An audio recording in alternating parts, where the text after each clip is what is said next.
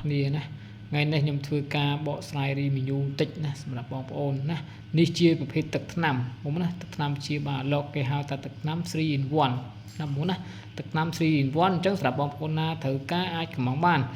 ទឹកថ្នាំនេះជាប្រើបានទាំងអាលោកឈឺទាំងអាលោកអត់ឈឺបងណាប្រើបានទាំងពីរអញ្ចឹងទឹកថ្នាំនេះគឺគេហៅថាទឹកថ្នាំ3 in 1ជួយជាបាលលោកច្រើនមុខណាជាបាលលោករាគសរាគខៀវអាលោកសំកុកអាលោកគេហៅថាកើតមុនក្នុងសាច់ក្រៅសាច់អាលោកឈឺភ្នែកហៀទឹកភ្នែកសំកុកណាសើមស្លាបសើមអីហ្នឹងណាបងប្អូនណាគឺអាលោកគាំងអត់ល្ងាវអត់អីហ្នឹងបងប្អូនណាអាចប្រើបានណាទឹកថ្នាំហ្នឹងថ្ងៃឲ្យមួយដបគឺ 8000 រៀលបងប្អូនណាមួយដបស្មើនឹង 8000 រៀលអញ្ចឹងសម្រាប់បងប្អូនណាត្រូវការកំងអាចកំងបានទឹកថ្នាំនេះណាគឺល្អសម្រាប់បងប្អូនណាទឹកថ្នាំនេះគឺផ្សំឡើងពីសារធាតុធម្មជាតិ